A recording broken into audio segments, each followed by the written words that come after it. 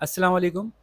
हम O level mathematics की complete video series बना चुके हैं और अब रिवीजन के सिलसिले में कुछ टॉपिक्स ऐसे जो कि बच्चों को डिफ़िकल्ट लग रहे थे, तो बच्चे पूछते जा रहे हैं और हम उसकी शॉर्ट वीडियोस फॉर रिवीजन बनाते जा रहे हैं।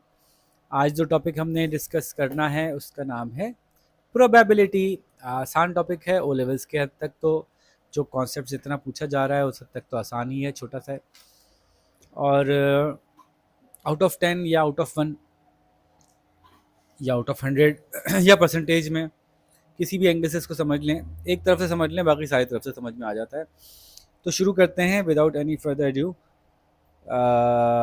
प्रोबेबिलिटी का मतलब अभी आपके लेवल पे हम क्या समझाएंगे कि कितना इम्कान है एक चीज़ के होने का। सही है। मसलन एक कॉइन की कितनी साइड्स होती हैं, तो बताइए कि हेड आने का कितना इम्कान है। तो दो में से एक को 1/2 कहते हैं, 1/2 को 0.5 भी लिखते हैं और 5 को 50% भी कह सकते हैं। एक का आधा, आधे को 50% भी कहते हैं। ठीक है। आपकी बुक के जहाँ तक ताल्लुक़ है, जो सवाल आपके एग्ज़ाम में आएंगे उनका ताल्लुक़ है, तो हम फ्रैक्शन में डील करेंगे अभी प्रोबेबिलिटी को। अब सवाल ये है कि एक बैग में 6 ग्रीन बॉल्स हैं, 6 ब्लू बॉल्स हैं।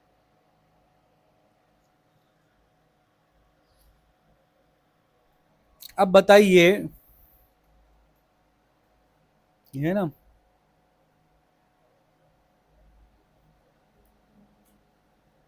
कि क्या प्रोबेबिलिटी है कि पहली बॉल जो मैं निकालूंगा वो ग्रीन होगी।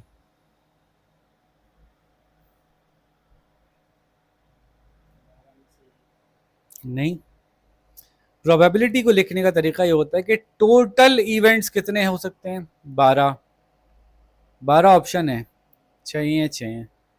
उसमें से फेवरेबल इवेंट्स कितने हो सकते हैं, 6, यानी 1/2। 50% चांस है कि बॉल ग्रीन निकला और देख के लग भी रहा है, हाँ भाई 50% चांस होना चाहिए। कोई और सवाल देखते हैं। जैसे कि अगर मैं डायरेक्टली आ जाऊं पेपर के क्वेश्चंस की तरफ, तो देखते हैं कि क्या सूरत हाल है। अब एक सवाल कह रहे हैं कि बनाना 1 2 3 4 5 6 टाइल्स पे लिखा हुआ है। 1 2 3 4 5 6 टाइल्स हैं, इस पे बनाना लिखा हुआ है। ये कौन से साल का सवाल है, 2011 का सवाल है, पेपर 2 क्वेश्चन 3, जून 2011, पेपर 2 क्वेश्चन 3, जून। कह रहे हैं the letter spelling the word banana are writing on 6 tiles. समझ में आती है बात। Find the probability that a tile is chosen at random has a letter N on it. Total tile कितने हैं, 1 2 3 4 5 6/6। कितने टाइल पे एन लिखा हुआ है, फेवरेबल इवेंट कितने हैं, 2, 2/6 काट दो, 1/3। फिर पूछ रहे हैं कि टाइल 6 के 6 बैग में रखे गए, 3 टाइल निकाले विदाउट रिप्लेसमेंट। विदाउट रिप्लेसमेंट का मतलब एक निकाल लिया तो पीछे कम रह गए, जो निकल आया वो वापस नहीं गया। तो बताइए what is the probability that the 3 tile spell BAN।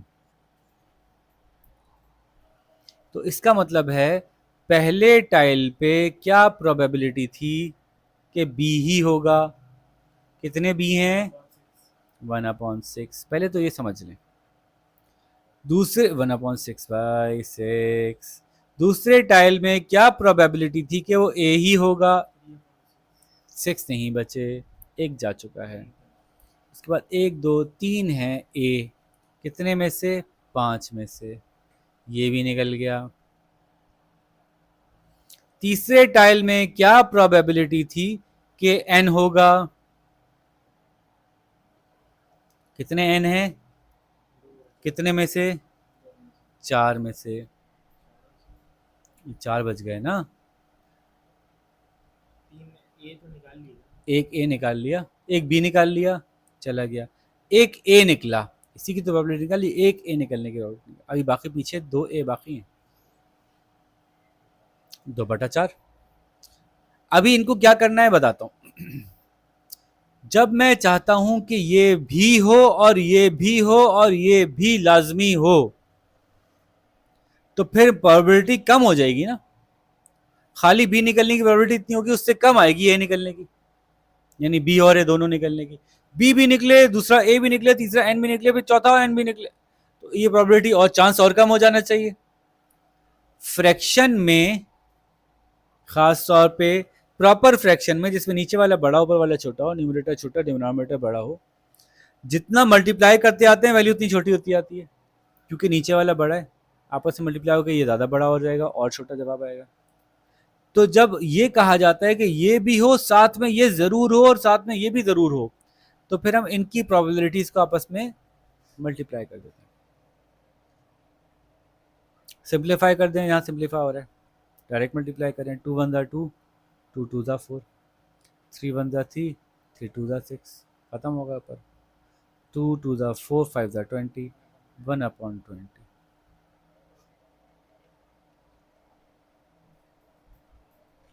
लेकिन ये बात समझ में प्रैक्टिस के बगैर नहीं आएगी। वो सवाल जो बगैर देखे करेंगे, तो उससे पहले सॉल्व नहीं हुआ होगा, फिर आपको में आएगी कि कैसे सॉल्व हुआ। तो अब इसी तरह के सवाल हैं, बस बहुत सारे छोटे छोटे छोटे छोटे छोटे छोटे मैं करता जाता हूँ, कुछ 2 4 5 सवाल करके आपको दिखाता हूँ, ताकि थोड़ी ग्रिप आपकी और बन जाए। ऐसी एक सवाल है, a fair 5 sided spinner is number 1 3 5 7 और 9। 5 साइडें हैं इसकी, हर एक पे अलग अलग नंबर लिखे हुए हैं। मारियो ने स्पिन किया, उसको एक दफ़ा घुमाया, बताइए कि नंबर 7 आया होगा। क्या प्रोबेबिलिटी 7 आने की? कितने हैं 7? एक हैं, आउट ऑफ कितने? बताइए कि ऑड नंबर आने की क्या प्रोबेबिलिटी है?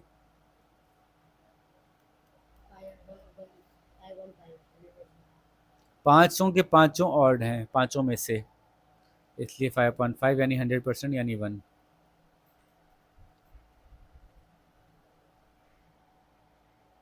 पीछे वाला एक नज़र और देखते हैं, बनाना वाले में से देखते हैं एक सवाल।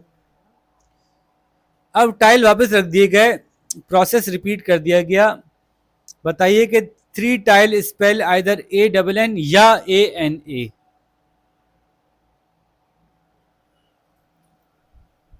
शुरू से चलो भाई। पहले टाइल की ए आने की क्या प्रोबेबिलिटी है बनाना में? वह बनाना कहाँ गया? ये रहा। पहले टाइल की ए आने की क्या प्रोबेबिलिटी है?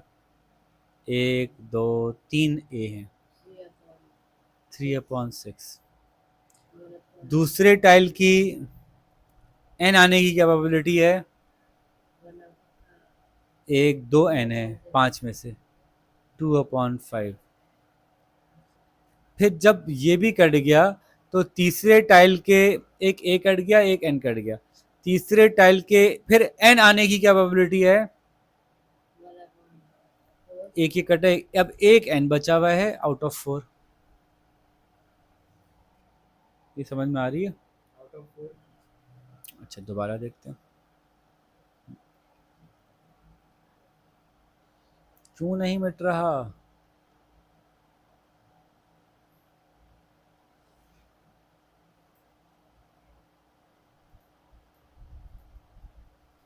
बनाना लिखा हुआ है भाई, वो भाई बनाना लिखने दो मुझे। BANA, पहला लेटर ए आ जाए, इसकी क्या प्रोबेबिलिटी है? 3/6। दूसरा लेटर एन आ जाए, अभी ए आके खत्म हो गया ना, दूसरा लेटर एन आ जाए, इसकी क्या प्रोबेबिलिटी है? 2/, आ गया ना ये एन। तीसरा लेटर एन आ जाए, इसकी क्या प्रोबेबिलिटी है? पूछ रहे थे ना 1/4 क्यों आया। अब चाहे ये आ जाए या फिर वो आ जाए, दोनों कबूल हैं। जब ऐसी बात करोगे तो फिर प्रोबेबिलिटीज ऐड होती हैं, ये भी ज़रूर आए और वो भी ज़रूर आए, तो प्रोबेबिलिटी आपस में मल्टीप्लाई होती है, क्योंकि मल्टीप्लाई होने से प्रोबेबिलिटी की वैल्यू कम आती है, ऐड होने से प्रोबेबिलिटी की वैल्यू बढ़ती है। ठीक है, 1/2 और 1/2 1 हो जाता है, 1/2 और 1/2 मल्टीप्लाई कर दो तो 1/4 हो जाता है, और छोटा हो जाता है। हाफ और हाफ को मल्टीप्लाई करो तो क्वार्टर हो जाता है, हाफ और हाफ को ऐड करो तो 1 हो जाता है। ठीक है, यानी हाफ का हाफ कर दो क्वार्टर हो जाएगा, हाफ को हाफ में ऐड कर दो 1 हो जाएगा। तो कह रहे हैं दूसरी प्रोबेबिलिटी बताइए कि या तो ऐसा हो या फिर ऐसा हो कि ए निकला है, तो ए निकलने की प्रोबेबिलिटी 3/6, एन निकलने की प्रोबेबिलिटी 2/5, और वापस ए निकलने की प्रोबेबिलिटी, अब कितने ए रह गए थे, एक ए कट गया था तो 2 ए रह गए थे, तो 2/4। तो इन दोनों प्रोबेबिलिटीज़ को ऐड कर लो, 3/6 इंटू 2/5 इंटू 2/4, इसको और इसको आपस में ऐड कर लो, तो ये या ये आने की प्रोबेबिलिटी पता चल जाएगी। तो सॉल्व कर लेते हैं जल्दी से। 2 1 2, 2 2 4, 3 1 3, 3 2 6, 2 2 4 5 20, 1/20 प्लस 2 1 2 2 2 2 2 1 2 2 2 4, 3 1 3, 3 2 6, तो 2 5 10, 1/10, 1/20 प्लस 1/10, इसको कर दिया आपने 2 से मल्टीप्लाई, तो 1/20 प्लस 2/20 इज 3/20।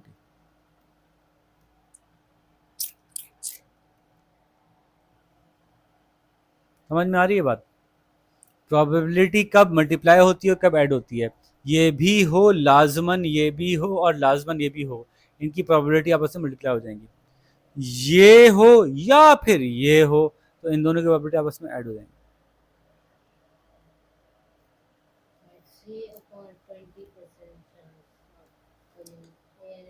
अब इस तरह के बहुत सारे सवाल हैं। Find the probability that the sum of two number is odd, ये कभी हो ही नहीं सकता, इसलिए 0 प्रोबेबिलिटी आएगी डाइस वाले में। अब एक सवाल मैं ये समझा देता हूँ, ये बहुत आता है, ये एरो एरो बने होते हैं, ये सवाल बहुत आता है। क्या फरमा रहे हैं कि एक इवेंट हुआ, क्या हुआ, एक बैग था उसमें 12 डिस्क थी, बैग 12 डिस्क, यार चाय भी तो पीने दो साथ में।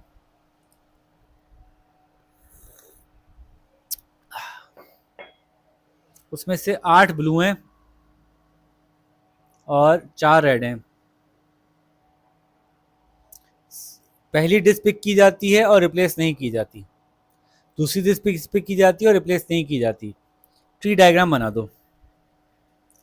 ट्री डायग्राम क्या होती है, पहले क्या क्या चांस थे रेड के, दो जो जो पॉसिबल है उन सबको बता दो।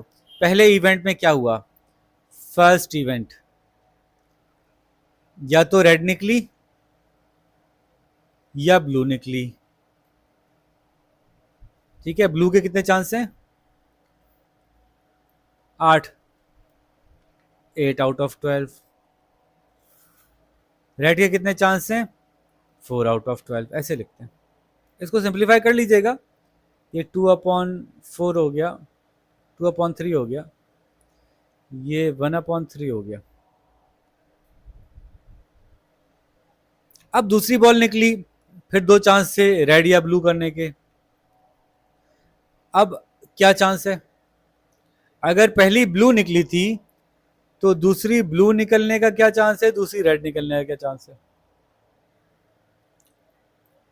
पहले तो बताएं टोटल बॉलें कितनी बची हैं, अब 11, ब्लू निकलने का चांस बता रहा हूं, 11 बॉलें टोटल बची, उसमें से ब्लू कितनी है,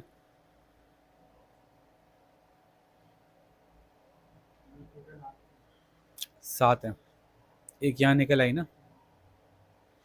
बस ये चेक करना है, बस बस बस, अगर ये कर लिया खत्म हो गया, क्योंकि प्लस माइनस मल्टीप्लाई तो आप कर ही लेंगे, यहाँ तक सही पहुँचना है। विदाउट रिप्लेसमेंट है, तो जो निकाली थी वो वापस नहीं डाली थी। जब एक ब्लू निकली तो ब्लू अब 7 बच गए 11 में से, और रेड कितनी बच गई 11 में से, रेड जितनी थी उतनी बची, यानी 4। ये टेबल कंप्लीट करना है, कुछ भी नहीं करना। और अब जब एक रेड निकल आई तो ब्लू निकलने का कितना चांस था? आउट आउट ऑफ 11, क्योंकि ये रेड निकली थी, ब्लू नहीं निकली थी। और रेड निकलने का चांस था 3 आउट ऑफ 11। तो ये पहला नंबर तो हो गया पूरा, 2 नंबर का होता है सवाल। 2 नंबर मिल गया आपको, प्रोबेबिलिटी टेबल कंप्लीट कर दिया आपने। इसमें कुछ ना कुछ नंबर पहले से भी दिए हुए भी होते हैं।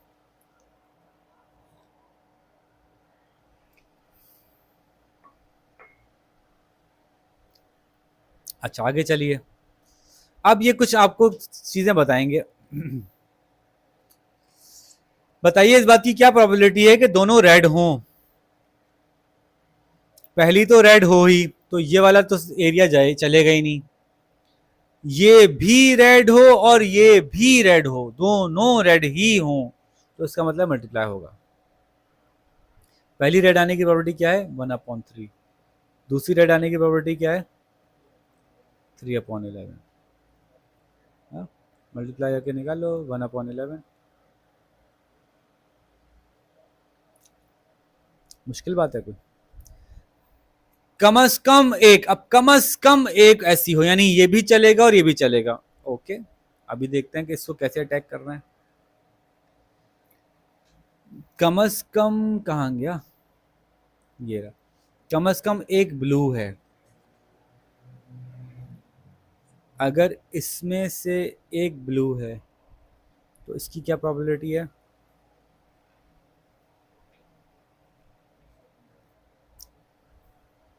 अगर ये ब्लू है तो ये ब्लू हो तब भी चलेगा, ये रेड हो तब भी चलेगा। नहीं ना, ये ट्रिकी सवाल है। प्लस करते जाएंगे तो आंसर बहुत बड़ा निकल जाएगा। 100 से ऊपर आंसर नहीं होना चाहिए, 100% से, यानी 1 से ऊपर आंसर नहीं आना चाहिए। ट्रिक है इसमें। अगर ये एक ब्लू हो गई तो 8 दफ़ा चांस है इस बात का कि ये 8 आउट ऑफ 12 चांस है कि बस इसको देखने की जरूरत ही नहीं है आगे। पहली ब्लू आ गई, 8 दफ़ा, पहली पहली बॉल में ऐसा हो सकता है 8 दफ़ा कि ब्लू आए। 8 आउट ऑफ 12 चांस है इसका, आगे को देखने की जरूरत ही नहीं है, कि आगे देखेंगे ही नहीं हम ना, कि पहली में ही अब सारे ट्रू ट्रू हो गए हमारे। दूसरी रेड आ गई तो भी पहली ब्लू अगर आ गई थी और दूसरी रेड आ गई थी तो हमें प्रॉब्लम क्या है? जीत गए ना हम। हमें प्रॉब्लम कब है? जब पहली ब्लू नहीं आए। फिर भी अगर दूसरी ब्लू आ गई तब भी चलेगा। प्रॉब्लम तब होगा जब दूसरी ब्लू भी ना आए, तो सिर्फ इस चेन का प्रॉब्लम है, इस चेन का ही प्रॉब्लम नहीं है। बात समझ आ रही है? तो हम ये कहते हैं कि 12 में से 8 तो ये चांसेस थे, 8 में से ये 3 दफ़ा, 3 चांसेस, 4 आउट ऑफ 12 ये चांसेस थे, ये फेवरेबल नहीं थे। लेकिन इसके बाद भी जब ये आया, इसके बाद भी इसके सेकंड लेवल पे अगर कहाँ, अगर फिर ब्लू आ गई तो भी ये मामला एक्सेप्टेबल है। तो इसका कितना चांस है? 8 आउट ऑफ 11। पॉज करूँ? लो पॉज कर दी थी मैंने, बात ही पूरी नहीं हुई। बता मैं ये रहा था कि जब इस तरह की सूरत हाल आए कि जब आप प्रोबेबिलिटीज़ किसी इवेंट के होने की ऐड कर रहे हो और वो बहुत सारी निकल रही हों और आपको लगने लगे ये तो 1 से ऊपर चली जाएगी बात, तो it's better to approach that question from the reverse के देखो ये भी ओके है कि ब्लू एक, पहली ब्लू आई, दूसरी ब्लू आई, पहली ब्लू आई, दूसरी रेड आई, सब ओके। पहली रेड आई, दूसरी ब्लू आ गई, तब भी ओके हो गया। सिर्फ एक सूरत में ओके नहीं है कि पहली भी रेड आए और दूसरी भी रेड आए। पहली भी रेड आने के 1/3 और दूसरी भी रेड आने को 3/11 को मल्टीप्लाई करना पड़ेगा, इसलिए कि बार बार भी कर रहे हैं, दोनों चाहिए हैं। तो ये आंसर आ रहा है 1/11। 1/11 चांस है कि ऐसा नहीं होगा, तो फिर ऐसा होने का चांस क्या होगा? 1 में से माइनस कर देंगे। 1 का मतलब है 100%, उसमें से जो नहीं होगा उसको माइनस करके आप जो होगा उसका निकाल लेते हैं। तो ये निकाल लें 11/11 में से 1/11 10/11। ठीक है, ये मैक्स कॉम्प्लेक्सिटी है सवाल की, इससे ऊपर कॉम्प्लेक्स नहीं होता है सवाल। बहुत से बहुत जब बड़ा मुश्किल करेंगे तो इतना मुश्किल होगा बस। डिलीट कर दूँ? हो गई बात, समझ में आ गई? अगला सवाल देख लें कोई और। तो यहाँ पे मैं आपसे इजाज़त चाहता हूँ, ये सवाल इसी तरह से हैं और कुछ भी नहीं है प्रोबेबिलिटी के सवालों में। अगर आप इस बात को समझ लें कि ये प्रोबेबिलिटी कैसे लिखी जाती है, क्यों ऐड की जाती है और क्यों मल्टीप्लाई की जाती है, तो आपका सारा मसला हल हो जाएगा। उम्मीद है आपको रिवीजन समझ में आ गया होगा। इसके खूब सारे ज़रा पास पेपर सॉल्व करें टॉपिकल, तो फिर आपके हाथ में ग्रिप में चीज़ें आ जाएंगी। अपना ख्याल रखिएगा। अल्लाह हाफ़िज़।